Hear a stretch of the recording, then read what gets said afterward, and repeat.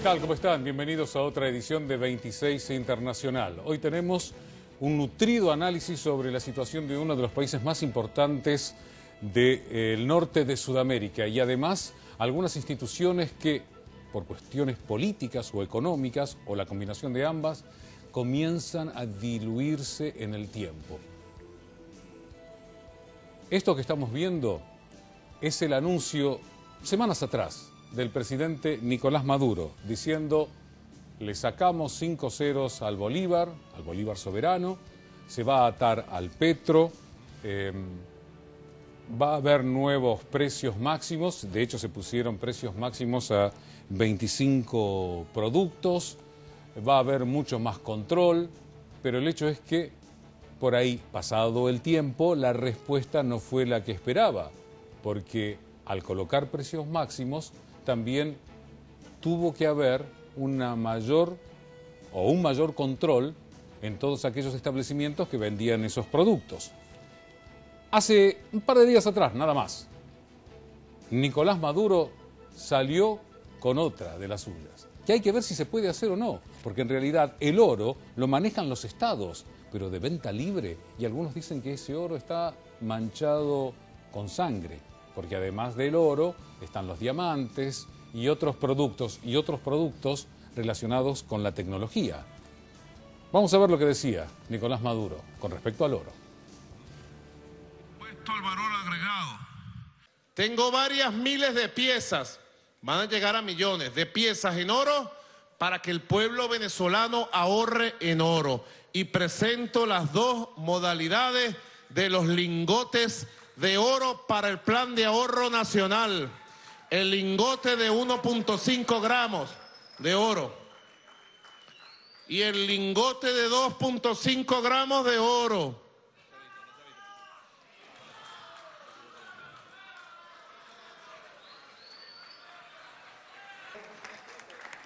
Bueno, y a todos los venezolanos, te puede ahorrar en oro. El oro es oro, compadre. Pasa el tiempo y el oro está ahí. Y el oro es del pueblo. Y el segundo lingotico, le digo yo, que es bonito, 2.5 gramos de oro, lo voy a colocar en 6.300 bolívares para que ustedes ahorren en oro y tengan su lingotico en oro. Vamos a analizar este tema, estamos con Eduardo Martínez.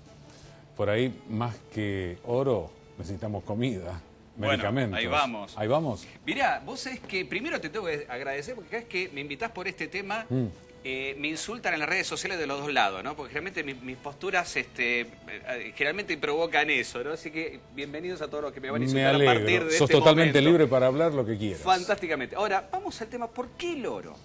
¿Por qué el oro? Hay una consecuencia de algo que ocurrió hace un par de meses. Estados Unidos lo que hizo entre las sanciones que aplicó, le congeló los activos de PDVSA en el exterior, que eran todos la recaudación de dólares. ¿Por qué le entraban dólares a Venezuela? Por el petróleo. Por lo cual, al congelarle los activos y no poderlo mover, tiene que recurrir a otro tipo de moneda. Y ahí aparece el oro, aparece el petro, ¿no? De ahí también hablaron del Bitcoin en alguna forma. Es decir, están buscando formas alternativas para tratar de que el venezolano, fíjense en este concepto, el venezolano ahorre sabiendo que el bolívar vale poco y nada o dura poco su valor. Dijo de 6.000, por ejemplo, el lingotico Claro. más pequeño. Y el salario máximo que estaba ahora pautado era 1.800 bolívares, unos $30. Una locura. Imposible. Es decir, estaban hablando de ahorrar cuando no se puede terminar de vivir el mes, de alguna manera. Entonces, es una situación de la cual se ha seguido de madre, es decir, no, tampoco se le puede poner estos precios al oro en Venezuela como estos 3.780 bolívares para 1,5 gramos y los 6.300 para 2,5 gramos, porque en realidad los precios en Venezuela son todos relativos.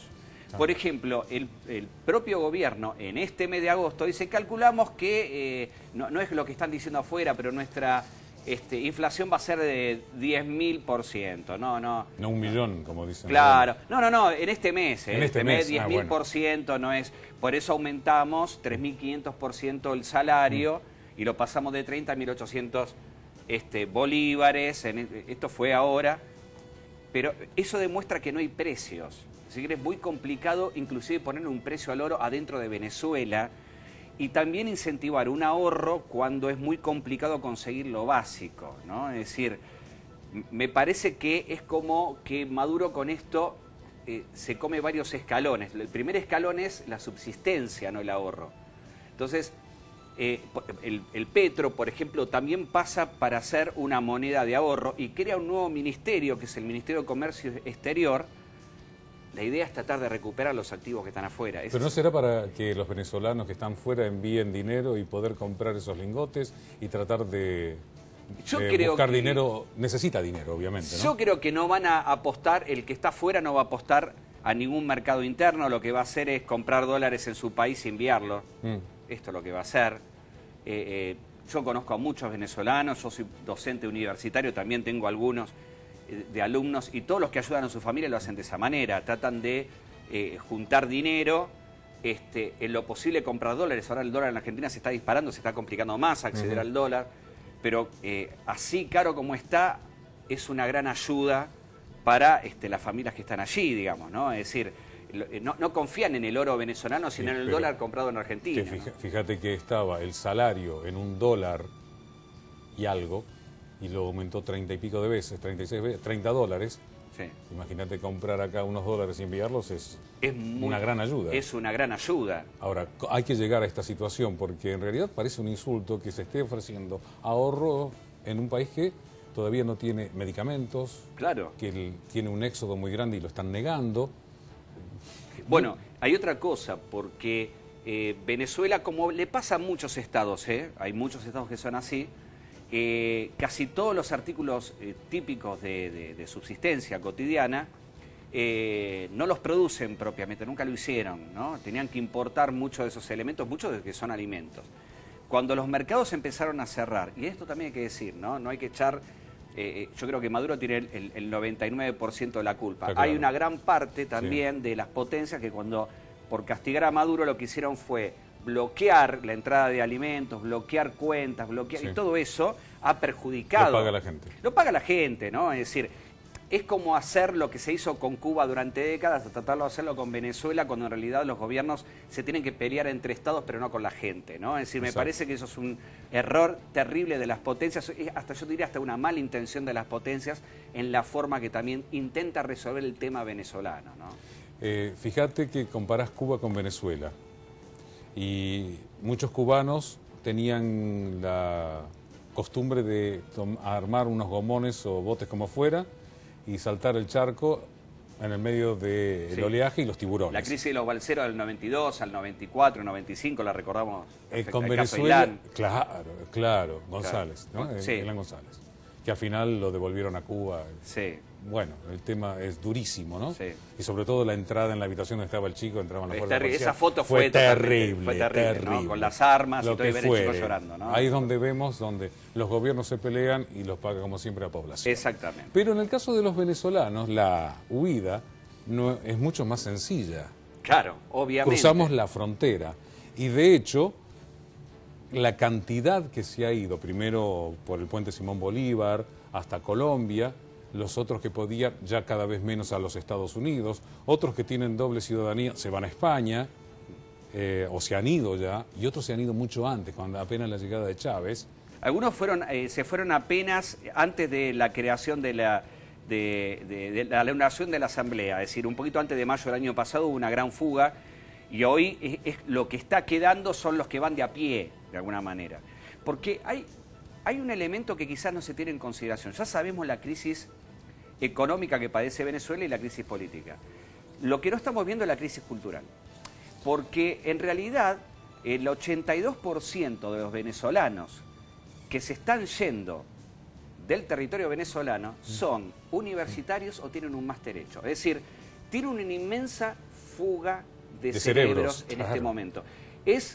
Salvando la distancia, ¿no? Acá teníamos una dictadura militar, es lo que a nosotros nos pasó con la noche de los bastones largos, cuando se fueron, encontraron las universidades. Bueno, hay una gran cantidad de cerebros venezolanos que se han ido del país. Es decir, gente que está realmente muy preparada y que Venezuela se los está perdiendo, ¿no? Está perdiendo un futuro cuando Venezuela ha exportado, de alguna manera, grandes cerebros de la mejor forma, ¿no? En la huida. Digamos, hay ingenieros en petróleo venezolanos en todas partes del mundo, pues son súper reconocidos, son realmente excelentes.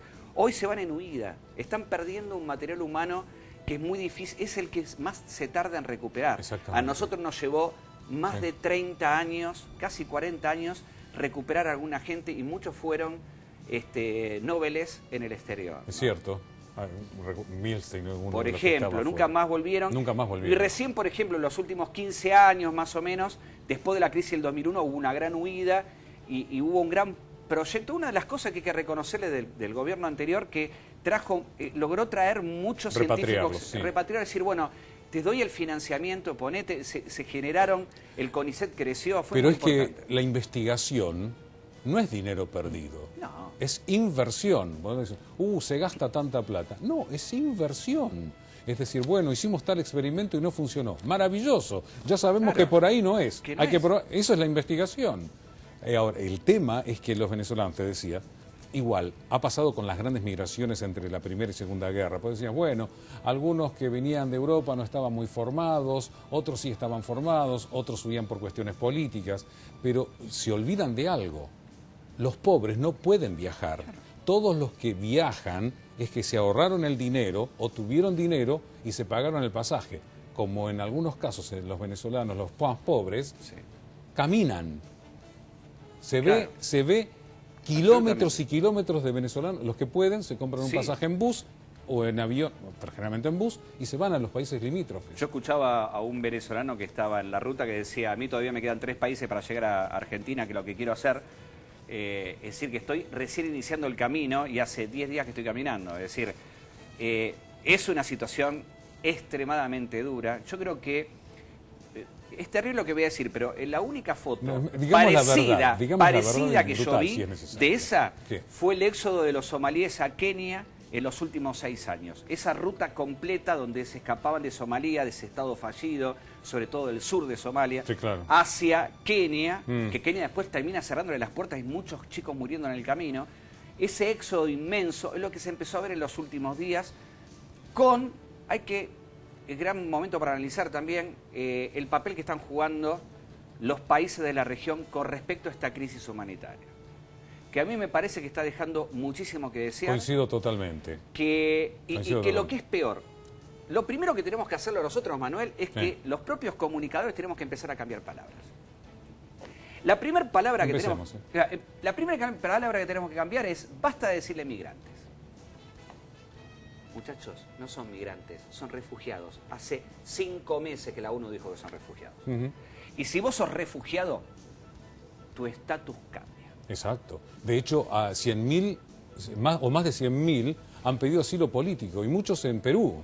Absolutamente. Asilo político. Además, estamos hablando de la comunidad. Yo coincido con vos. La otra vez también lo estábamos hablando con un venezolano. Le digo, ¿no somos todos hijos de España? ¿No somos todos países que hablamos el mismo idioma? ¿No tenemos casi las mismas costumbres? ¿No nos damos cuenta de lo que está pasando? El secretario general de las Naciones Unidas está enfrentado a muerte con Maduro. Nadie lo ha seguido porque de hecho no ha pasado absolutamente nada, porque por ideología se olvidan de la población. Olvídense de la ideología de Maduro, olvídense de la ideología de Chávez, olvídense de las ideologías. Estamos hablando de gente que la está pasando mal. La está pasando mal, absolutamente. Yo creo que lo primero, uno dice, a ver, Eduardo, está bien, vos me estás diciendo que no son migrantes, son refugiados, pero ¿qué le cambia a la vida? Mucho. Mucho. Las Naciones Unidas tiene 6 organismos, de los cuales funcionan 5. Hay uno que quedó desactivado en el 94, ¿no? Que es el Consejo de Tutela. De esos 5 hay uno, que es el Consejo Económico y Social, todos lo conocemos por el ECOSOC, ¿verdad? La forma que le decimos, que dentro de esa parte, digamos, de las Naciones Unidas está el ACNUR, uno de los sectores que mejor trabaja de las Naciones Unidas. Las Naciones Unidas se ha quedado obsoleta como organismo internacional. Bueno, el ACNUR funciona maravillosamente bien en lugares súper hostiles. Cuando a vos te dan el estatus de refugiado, para que la gente entienda, vos tenés el estatus de refugiado, el país anfitrión, el que recibe a esa persona, junto con los organismos internacionales, deben generar, primero atender las necesidades básicas del que llega, hacer un censo de los que están, Si vos no tenés ni siquiera documentos, no importa, eso no te anula de que te atiendan. Esto es importante porque la crisis de los balseros, cuando fue ahora y sigue siendo en el norte de África y de Siria, que van a Europa, que les quitan los documentos los que los cruzan para poder cobrar el resto cuando llegan, y muchos terminaron naufragando y llegaron sin papeles, sin nada. Eso no te imposibilita en el estatus de refugiado que cuando llegues te ayuden. Que vos estés en un campamento, por lo menos en un principio, para que comas, para que te atiendan, para que vean tu situación y ver en qué lugar te van a poner. Nosotros cuando empezó la crisis en Europa, una crisis horrible que empezaban a llegar los migrantes, en los últimos 4 años fue la peor parte, a mí me hacía acordar a la canción de Serrat, ¿te recordás? Disculpe el Señor. Cierto. Porque las grandes potencias entraron en África, la saquearon durante 200 años, y cuando esas personas le sacaron todos los recursos, los empobrecieron, destrozaron, dejaron reyesuelos que terminaron haciendo dictadura, los terminaron de reventar, esa gente después fue a Europa a tocarle el timbre y decirle, vengo por algo de lo que me sacaste, aunque sea, y no los recibieron. Y nosotros en Latinoamérica, en ese momento, ¿qué dijimos, Manuel? Dijimos, ¡qué barbaridad! Nosotros siempre hemos sido una tierra que se hizo con inmigrantes. Siempre, sí. Y ahora el viernes, el último país que faltaba, que era Perú, le cierra la frontera y le dice, tenés que usar pasaporte cuando si sos refugiado es ilegal. Lo que hace el gobierno de Colombia, yo entiendo que recibieron 100.000, pero ahí tienen que estar los organismos internacionales para ayudarlos a ustedes con recursos, con personal en tierra, tal cual, ¿ok? Tal cual. Pero ustedes no le pueden decir que no, porque son refugiados. Sí. Los aceptás y después con los organismos internacionales se trabaja. No podés dejarlos afuera. Nosotros nos hicimos con inmigrantes y vamos a ver a tu vecino, no el que viene de otro continente, a tu vecino como un enemigo. Nosotros no hicimos Latinoamérica así. Entonces me parece que en este momento los países de la región se están equivocando. Primero porque no respetan la ley del refugiado, imponiendo situaciones como pasaportes y demás que no corresponden. Que después hablamos de la patria grande. Olvidemos, ¿no? Y ponés fronteras continuamente. Por eso yo digo, teniendo casi la misma religión, el mismo origen, habiendo estado en otra época siendo un mismo país que después se fue fraccionado, algún día podamos hablar por qué, y a favor de qué intereses. No le podés cerrar, porque además vos estás sabiendo lo que está pasando ahí. Absolutamente. Por más que Cabello diga, no hay crisis humanitaria. 4 millones se fueron. Algunos dicen 2,3. 4 señores se fueron, 4. Porque esto fue, el primer éxodo de venezolanos fue con goteo. Es claro. decir, uno no lo fue notando y se fue dando durante 10 años. Cierto. Digamos, Venezuela tuvo momentos migratorios complicados en el siglo XX, 3. Tanto recibiendo como yéndose, claro, ¿no? En temas de dictaduras y demás. Y otra de las cosas que también a mí me violenta los organismos internacionales. Vos decís, por ejemplo, bueno, el ACNUR tendría que estar en tierra ahí, en Perú, en Ecuador, en Brasil, no los militares corriendo a la gente. Te comento algo, lo íbamos a tratar, pero te lo digo ya. Maduro le ofreció a unos 200 venezolanos que están en Perú pagarles el pasaje de regreso y algunos han aceptado. Dice, prefiero comer piedras en mi propio país. De hecho, lo vas a hacer. Pero fíjate, porque no los estaban aceptando. No los están ayudando. Pero esto es una vergüenza. Nosotros no hicimos Latinoamérica así. El problema acá es que todo lo que fueron corrientes migratorias en toda la historia de la humanidad siempre fueron extremadamente complejas. Sí. Nosotros en la Argentina, por ejemplo, tuvimos 2 corrientes migratorias muy importantes, una a finales del siglo XIX y otra durante las guerras, preguerras. Casi como Estados Unidos. Exactamente, en cada una de las preguerras. La primera hubo una, cercana a la época de Roca, fue bastante calificada, hay que decirlo, eso a veces uno se olvida. La otra fue una migración de hambre real, ¿sí? ¿No? Es decir, y nosotros los hemos aceptado maravillosamente, ¿no? A pesar que a veces tenemos los argentinos que tenemos este concepto de comemos pan y le gustamos pollo y nos creemos más europeos que no sé qué y decimos, bueno, nosotros no somos como el resto de Latinoamérica, bueno, tan inmigrantes que ellos, es decir, no vemos al vecino de la misma calidad que el europeo, entonces empezamos a hacer este tipo de distinciones. En realidad nosotros, nuestra experiencia con los migrantes es haber fundado países. Exacto. Pues fíjate, en Brasil, la operación acogida, que, bueno, Michel Temer ha enviado tropas, ha tenido que hacerlo. El gobernador de Roraima dice, cierre la frontera. Ha habido algunos encontronazos, pero están entrando de 600 a 700 venezolanos por día. No es un dato menor, así que y obviamente no se van a quedar en el estado de Roraima. Van a tratar de ir a las grandes ciudades. Van a tratar de llegar a lugares como San Pablo, que es un lugar muy industrial, para tratar de conseguir trabajo. Vos fíjate, el planteamiento tuyo es muy bueno. Es decir, todos sabemos lo que está sucediendo. No nos creemos todo ese cuento político de lo que se comenta, que tal cosa no sucede, cuando se está viendo. Y esto no implica tener una actitud anti ni a favor. Nosotros, que tratamos estos temas, podemos tener nuestro pensamiento, pero ante el público tenemos que ser lo más objetivo que se pueda. Y nadie puede negar las evidencias. Y al que le guste bien y al que no, lo lamento mucho. Absolutamente. Esto es así.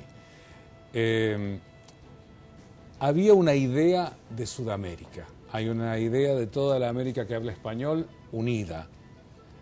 Una idea de esa fue el UNASUR. Sí. Vos fijate que Colombia dijo, con mi promesa de campaña, dijo el nuevo presidente de Colombia, era que nos íbamos a ir y ya hemos pedido a irnos. En 6 meses se van. Ecuador dijo exactamente lo mismo y la sede de la UNASUR, que está en Ecuador, se va a convertir en una universidad relacionada con las culturas indígenas. Otros países en el cual estamos nosotros también, más Paraguay, están en un estado así de... como ya casi con un pie afuera. Ahora, el chavismo se ha diluido y es adiós a la UNASUR. Una buena idea... Ay, mira, acá una buena idea. ¿Fue una buena idea? Ahí está. A ver, ay, Dios. Te lo dejo. Mira, primero que todo, los organismos internacionales regulares están totalmente devaluados. ¿Por qué están devaluados? Porque han sido administrativamente muy complejos. La OEA, vamos a empezar hablando de la OEA. ¿Por qué sale la CELAC, que es la unión de países al sur del Río Grande? Es decir, sacando Estados Unidos y Canadá para abajo toda la parte latina.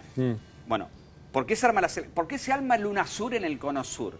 Porque la OEA no funcionaba. Si vos tenías un problema... la ONU no mucho tampoco. Tampoco, porque...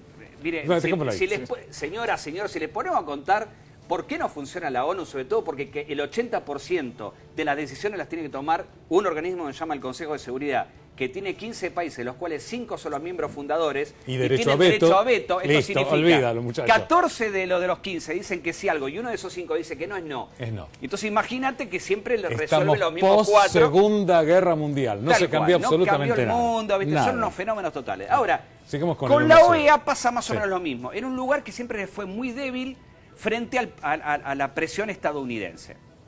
Te pongo un ejemplo maravilloso. Apenas se arma la OEA después de la Segunda Guerra Mundial, se hace uno de los elementos por lo cual después se termina armando el UNASUR, diciendo, si estas cosas pasan, tenemos que correr a la OEA. Sí. Arman una cosa maravillosa que es la cláusula democrática. ¿Esto qué significa? Que si algún país de Latinoamérica falta la cláusula democrática, es decir, que está perdiendo la democracia por un golpe, por lo que sea, la OEA en su conjunto toma este problema y aplica sanciones a ese país para tratar inclusive de que esa situación desista. En toda la historia de la OEA, la cláusula democrática se activó 3 veces. Una fue con Cuba, que termina siendo el bloqueo cubano. Años después le dijeron, Cuba se va de la OEA, y entonces... años después le dijeron a Cuba, ¿querés volver? No, ¿sabes qué? No me interesa. No vuelvo más. No. La segunda fue con Zelaya, ¿te acordás que se escapó en pijama en Centroamérica? Sí. Bueno. Manuel Zelaya. Tuve la oportunidad de entrevistarlo aquí. Perfecto. Sí. Bueno, se escapó ahí en pijama, que lo sacaron diciendo, ¿qué? ¿No era el presidente? Bueno. No. Ahí se activó la cláusula democrática. La tercera fue cuando quisieron tirar a Correa con esa revolución policial en Ecuador. En todas las dictaduras latinoamericanas, ¿sabe cuántas veces se activó la cláusula democrática de la OEA? 0. Cuando esas cosas no funcionan, ¿qué hacen los países? Bueno, nos juntamos de otra manera. Armamos el UNASUR.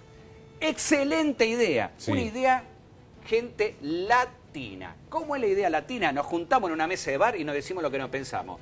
No tengo que entrar por Secretaría General ningún escrito, ni esperar que armen la comisión, ni que llamen a la asamblea y ver si estamos todos, porque si no pasan 2 meses. Se juntaban todos en horas, presidentes, en una misma mesa. Una de las magníficas fue Colombia y Chávez. ¿Se acuerdan cuando Uribe y Chávez se estaban matando? Reunión de emergencia de la UNASUR. De un lado, Uribe diciéndole de todo, apoyar el terrorismo. De otro lado diciendo, ustedes quieren voltearme. En un momento Uribe se paró, caminó hasta Chávez, lo abrazó y dijimos, dejémonos de embromar. Para eso funcionaba la UNASUR. Nosotros en la UNASUR, ¿sabes lo que hicimos, Manuel? Sí. Una de las mejores ideas las hemos destruido. Tenemos una habilidad para destruir las grandes cosas. Un gran profesor mío, Mauricio Cartún, ¿no? Un gran dramaturgo argentino, decía, tener una buena idea es el paraíso, llevarla a cabo es el infierno. Hicimos una gran idea y la hicimos pedazo, por ser elegante. Eduardo, muchísimas gracias. Es decir, nosotros en realidad tenemos grandes ideas que después las convertimos en sellos de goma. Sí. En el próximo 26 Internacional vamos a estar tratando un tema urticante. El caso de los informes de pedofilia en Pensilvania y la crisis interna que está habiendo en el Vaticano. ¿Arde el Vaticano? ¿Hay sectores muy fuertes contra el Papa? Lo vamos a estar tratando. Gracias por habernos acompañado.